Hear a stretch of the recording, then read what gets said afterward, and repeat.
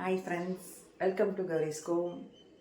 இன்றைக்கி நம்ம பருப்பில் முளைக்கீரை போட்டு எப்படி செய்கிறது அப்படிங்கிறத பார்க்கலாம் வாங்க. நல்ல சத்தான உணவு பருப்போடு சேர்த்து கொடுக்கும்போது அந்த கீரையை தள்ளி வைக்காமல் அந்த கீரையும் அந்த சத்தும் குழந்தைகளுக்காக இருந்தாலும் சரி பெரியவங்களுக்காக இருந்தாலும் சரி. இப்போ கீரையெல்லாம் யாருமே பிள்ளைங்களே விரும்பி சாப்பிட்றதில்ல. நம்ம இப்படி கொடுக்கும்போது அந்த பருப்போடு சேர்ந்து அந்த கீரையோட சத்தும் நம்ம உடம்புக்குள்ளார போகும். வாங்க எப்படி செய்கிறது அப்படிங்கிறத பார்க்கலாம். முளைக்கீரை வாங்கி க்ளீன் பண்ணி கழுவி வச்சுருக்கிறேன். நமக்கு எவ்வளோ தேவையோ அவ்வளோ எடுத்துக்கலாம். இப்போ இந்த கீரையை கழுவி வச்சாச்சு. கழுவி இந்த தண்ணி பாருங்கள், இந்த மாதிரி ஒரு பாத்திரத்தில் கழுவி வச்சிட்டிங்கன்னா தண்ணி வந்து அப்படியே கீழே அப்படியே இறங்கிரும். ஒரு 2-3 தடவை அப்படி கழுவிக்கணும், சரிங்களா? ஒரு 100 கிராம் துவரம்பருப்பு போட்டுக்கலாம். இப்போ பருப்புக்குள்ளார சீரகம், மிளகு, இப்போ வெங்காயம், சின்ன வெங்காயம் போட்டால் நல்லா டேஸ்ட்டாக இருக்கும். அதுக்காக சின்ன வெங்காயம் ஒரு 10 பல், தக்காளி 2 பச்சை மிளகாய், 2 பூண்டு பல், கருவேப்பிலை, கொஞ்சம் கொத்தமல்லி, இது எல்லாத்தையுமே பருப்பில் போட்டுக்கலாம். இப்போ எல்லாமே பருப்பில் போட்டாச்சு. இப்போ கொஞ்சம் மஞ்சத்தூள், பெருங்காயத்தூள்,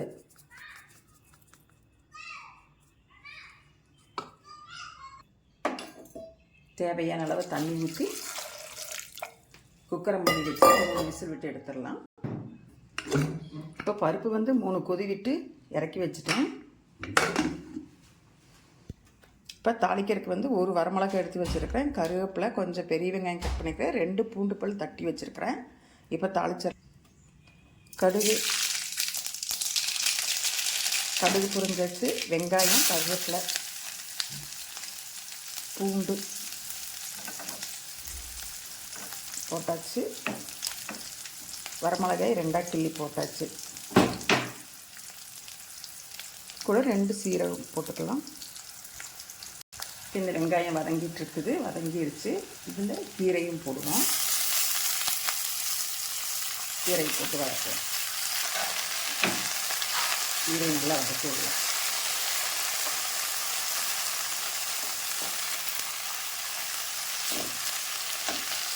இப்போ கீரை இந்த அளவுக்கு வதக்கிட்டு இப்போ நான் வந்து வதக்கின கீரையை வந்து பருப்பில் கொட்டிட்டேன்.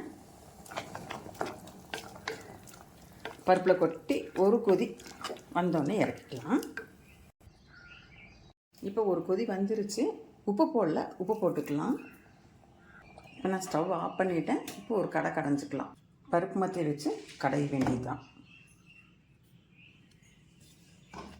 இந்த மாதிரி கடைஞ்சிக்கோங்க. பருப்பு மத்தி வச்சு நல்லா கடைஞ்சிக்கோங்க.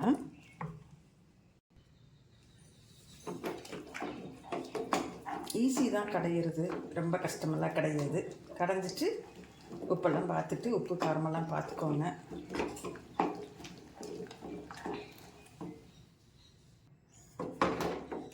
பருப்பு கடைஞ்சாச்சு, ரெடி ஆயிடுச்சு பருப்பு. இப்போ பருப்பு நமக்கு வந்து கீரை பருப்பு ரெடி ஆயிடுச்சு. இந்த மாதிரி நீங்களும் ட்ரை பண்ணி பாருங்கள். சாப்பாட்டுக்கு, சப்பாத்திக்கு எல்லாம் நல்லா வச்சு சாப்பிட்லாம். செமையாக இருக்கும், நல்லா இருக்குதுங்க. உப்பு காரமெல்லாம் செம சூப்பராக இருக்குதுங்க கீரை. நீங்களே இந்த மாதிரி செஞ்சு பார்த்துட்டு சாப்பிடுங்க. குழந்தைகள்லாம் விரும்பி சாப்பிடுவாங்க. இந்த மாதிரி பண்ணிட்டீங்கன்னா இந்த கீரை சத்து வெளில போகாது. இந்த வீடியோ பிடிச்சிருந்தா ஒரு லைக் பண்ணுங்கள், ஷேர் பண்ணுங்கள். அப்படியே கௌரிஸ் ஹோம் சேனலை சப்ஸ்கிரைப் பண்ணிவிட்டு பாருங்கள்.